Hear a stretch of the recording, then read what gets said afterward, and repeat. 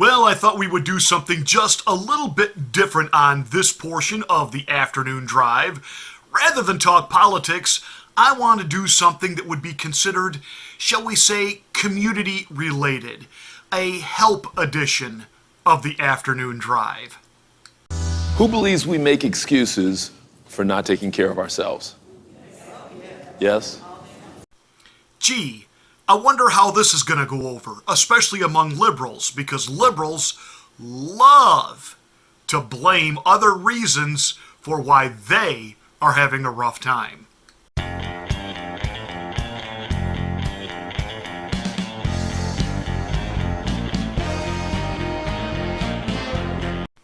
The Oprah Winfrey Network hosted a group of women to talk about reasons that they're having to deal with stress and other issues that they have to deal with on a day-to-day basis in life.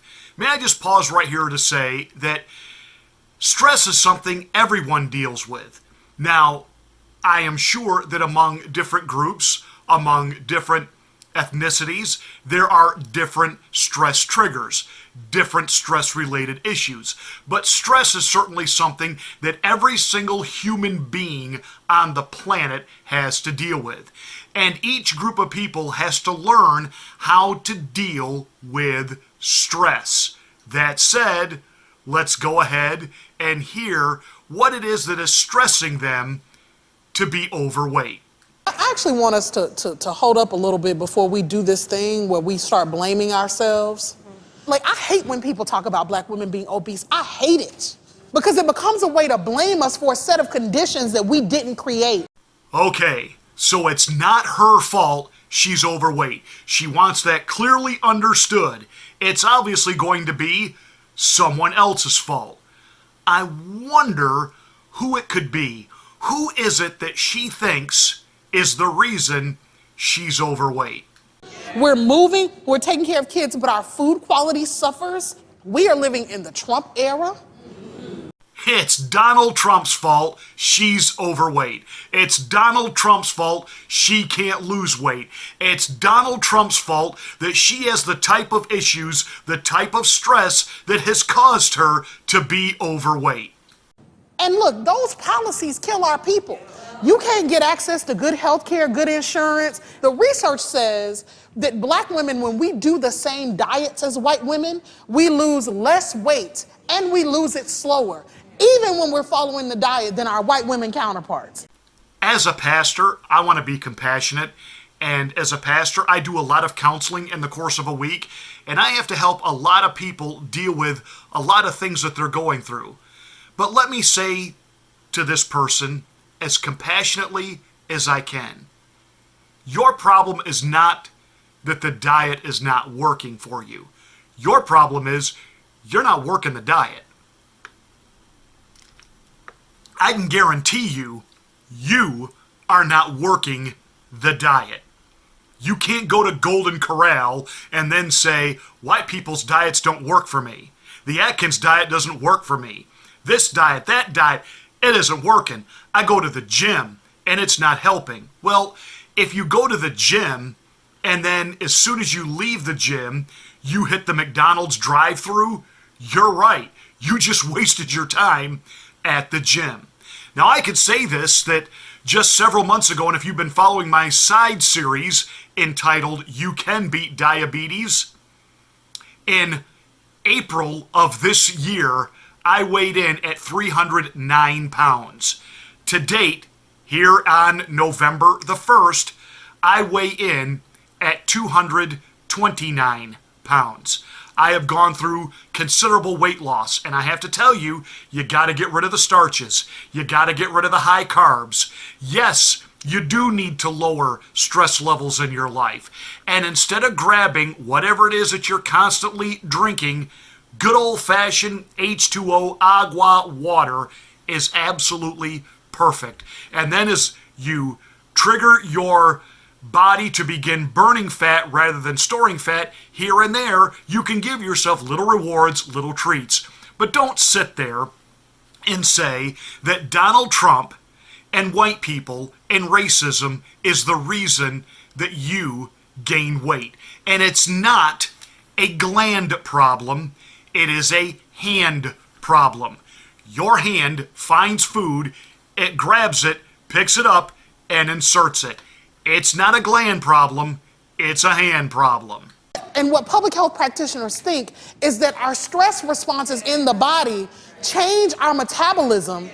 It's literally that the racism that you're experiencing and the struggle to make ends meet actually means the diet don't work for you the same.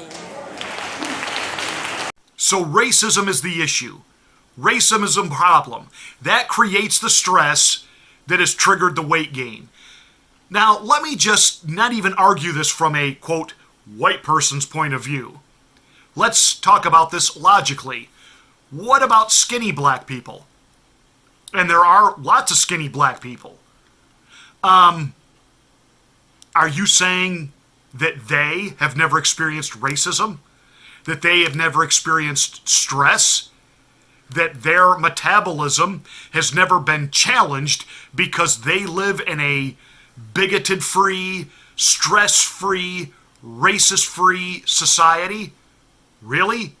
Really? That's the issue? Why do I have a feeling that there are some skinny black people that would really take umbrage with that would really take issue with that point of view, that could argue, whoa, hold on there. I've experienced racism. I've experienced the looks, the comments. I've dealt with, and especially if they happen to be older black people who really did live through some real, honest-to-goodness, Jim Crow, segregation, racism. You mean to tell me that somehow they were completely unaffected by it in such a way that they didn't gain any weight and they managed to stay skinny because they really didn't go through what I went through? See, it is that I am an eternal victim mentality, and liberals feed that and liberals prey on that. Pray tell, what could happen if someone there actually spoke some truth to this woman? I'm with you. But I think it's also really important for us to know that we have the power to choose how we see ourselves. Sure. We will be fortified to fight all of these other external issues when we pour into ourselves enough to say, I love me. I am not the conditions that surround me. I am not my experience. I am more than the circumstances that I have gone through. Boom. There it is. And may I tell you sincerely, from a pastor's vantage point, from messages and biblical applications that I have actually stood in the pulpit and taught, if the Word of God declares that we are more than conquerors, that we have to start seeing ourselves the way God sees us, which is the fact that we are fearfully and wonderfully created. God doesn't make mistakes. God doesn't create junk. Then you got to start relabeling you. Don't let somebody else speak that over you. And I don't care whether it's racism. I don't care if it's outright demonism, where some demoniac wants to speak something nasty, vile, and evil over you. You have the power whether or not to accept and embrace and live that label or change that label. That's on you. And I'm sorry, that's not on Donald Trump. That's not on white people. It's not on conservatives. That's on you. And this ain't politics. This is help. This is the kind of help where the truth shall set you free. Well, that's it for this rant. Hey, thanks so much for watching. Make sure you are a subscriber to the channel. If you're not, please do so. Make sure you smack the bell to get notification of all of my rants. Give us a thumbs up and a like, and share this video on all of your social media platforms.